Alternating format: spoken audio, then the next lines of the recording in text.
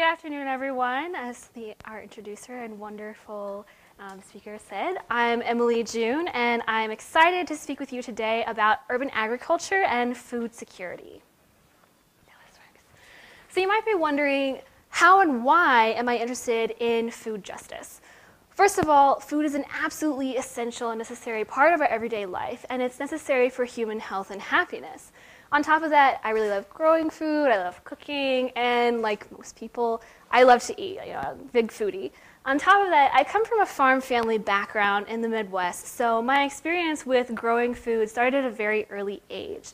And then on top of that, I had the incredible opportunity to study abroad for 4 months, just this past fall, in Havana, Cuba.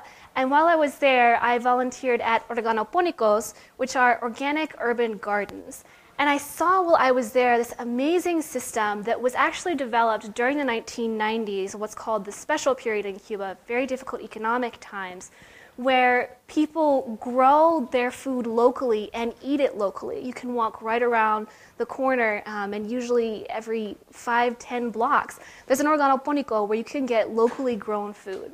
So I started thinking to myself, could we take that model and bring it here to the United States, where we also are in a difficult economic times now, and where we have many food deserts, which are areas where the community lacks access to fresh fruits and vegetables. How can we address social injustice and inequality through growing our own food in urban areas? So when I started digging deeper, what I found was what I personally call the new dichotomy of malnutrition, which is when you have simultaneously areas of traditional hunger and lack, as well as excess and obesity. So as Kavita mentioned earlier, the United States has one of the highest obesity rates in the world. But alarmingly, on top of this, as of 2011, the World Health Organization found that 65% of world population lives in an area where you're more likely to die from complications of being overweight than being underweight. And this is the first time in human history that this has ever happened. And the reason for the new dichotomy of malnutrition and also for this obesity, being more likely to die of obesity than being underweight, is poor food policy. So we have to ask ourselves, how can we respond to this enormous challenge? And how can we, both through policy and through local initiatives, start to come up with solutions? So firstly, I'd like to go through some of these terms that I'll be using in the discussion. Like everything, these terms are politicized. Kind of can't get around it. So at the World Food Summit in Rome, 1996, these terms came out. You have food security, which is simply having sufficient access to safe and nutritious food, and that tends to be posited by the Food and Agriculture Organization and by governments.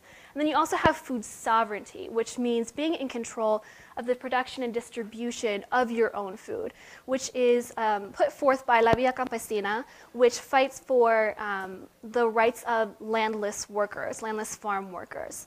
And so although these two terms are somewhat competing and politicized, for the purposes of this discussion, I'll actually be talking about both food security and food sovereignty, which you understand later when I get into the research that I did earlier this year.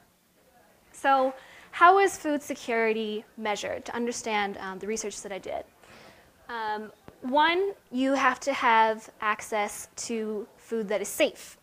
Two, you need food in sufficient caloric amounts and balanced caloric amounts. Three, you need food that meets all of your nutritional daily recommended values. 4, you have to have access, of course, to the food, because whether or not it's there doesn't necessarily mean that you have access to it. And 5th, you have to have a consistency of the access to that food. So where does my research fit in terms of what else is going on with food security? Who else is writing about food security and food sovereignty? First of all, in 1966, the United Nations came out with the Economic, Social, and Cultural Rights Covenant. And one of the rights that was enshrined in this was the right to food, because of course it's necessary for our survival and towards living a healthy life.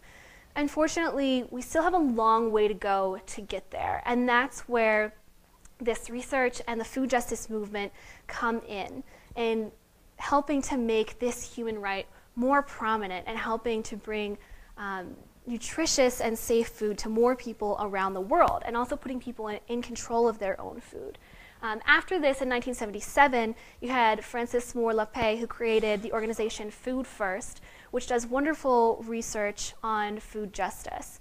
And additionally, she started putting forth books talking about the fact that scarcity is a myth, that we have the ability to feed and nourish the entire world, and the reason it doesn't happen is poor policy.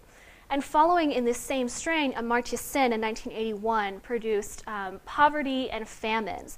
He was inspired to write this essay after a famine in Bangladesh, which lasted from 1971 to 1974 and was created again through poor policy. And in this essay, he actually argues that what we're lacking is not sufficient amounts of food. What we're lacking is empathy towards making sure that everyone has access to safe and nutritious food. And on top of that, there is scientific evidence that has proven by the Food and Agriculture Organization that the earth has the capacity to nourish twice as many people as currently populate the world. But still we don't do that. And that's because the earth has enough to meet everyone's need, but not enough to meet everyone's greed. So we need to turn this around. So my research question is, can engagement in urban agriculture aid in increasing the equity of food security in the DC area? And my hypothesis was that if an individual is engaged in urban agriculture, then they will in fact have a higher level of food security. And how did I go about this? Oops, go back one. Firstly, I had wanted to do research at a nonprofit organization called Bread for the City, and they have a rooftop garden. Unfortunately, I wasn't able to do the research there, but when one door closes, another one opens. And I also had some wonderful mentoring from my research professor at that time, and she helped me to come up with the idea of just show up at some gardens and talk with folks. So I decided to do semi-structured interviews at 3 different urban gardens in Ward 6, Capitol Hill. Why did I choose Ward 6? One, there are many gardens in the area, and that makes it easy to walk up to folks and say, "Hi, can I interview you about your garden?" And I had a fabulous time doing it also. Secondly, this is a mixed income area. Third, Ward 6 straddles northeast, southeast, and southwest, which, if you're familiar with DC, have very different dynamics from one another. And fourth, there's an interesting paradox that I like to explore about inequality within centers of power. So as we know, the United States is the most powerful nation on earth, and DC is the center of that power, and Capitol Hill is the center of power, and yet still we see in this area inequality. So let's explore this, let's see what's going on with this, and let's try to address it as well. So this is a list of the gardens as well as the gardeners where I did interviews. The first one was quite large, about 60 plots, and it's been around for about 8 years after it was rehabilitated from a drug park. The second one is only in its second season, and it tries to bring together new folks who have moved into the neighborhood, or generally young and college educated and white, as well as the older black folks who have been in the area for a very long time. So it was more of a community builder. But it was very interesting to me because part of the community that's served through this garden is very low income, and they live in government subsidized housing. And then the third is a garden that's been around for about 15 years, and it's about 30 plots. So what I found was that for 11 out of 16 gardeners, or approximately 69%, there was an increase in food security when this person was engaged in urban agriculture. And this supports the hypothesis that if you are engaged in urban agriculture, you can, in fact, gain food sovereignty and food security. So it's a very exciting finding. And as you can see, these are my statistics for the amounts, the consistency, nutrition, and safety that were increased for those 11 out of 16 gardeners whom I interviewed. So now we get to the part we're really interested in, which is, what are the possibilities for the future? What are the possibilities for positive change? Firstly, something I hadn't necessarily expected, but I noticed once I started doing interviews, was that many people include their children in the gardening. And I had this light bulb moment where I was like, wow, like that's an amazing opportunity for the future. If you have urban gardens, or a garden anywhere really, and you include more children in the process, you're teaching them from a very young age. You're growing gardeners from the time that they're children. They're learning biology, they're learning ecology, stewardship of the land, they're learning good nutrition habits, and they're getting outside, getting some exercise, and you're building community as well. And then secondly, the area that's most interesting and that I'm most excited about, and I hope that some of you here are excited about as well, is the potential of bringing together some nonprofits who would like to provide funding and support for communities who live in food deserts, who don't have access, either fiscal or physical, to food that is healthy and nutritious, to more fresh produce. You know, a community where you have foods that are more accessible, that are calorically high but nutrient poor. How can we connect nonprofits to support these types of communities to people who want to grow their own food? Connect them and create more urban gardens wherein you can be empowered. You know, a theme that I've heard from both Tony Tijerino as well as, I think it was Evans, both of them were talking about, this is all about empowerment, about helping people to help themselves.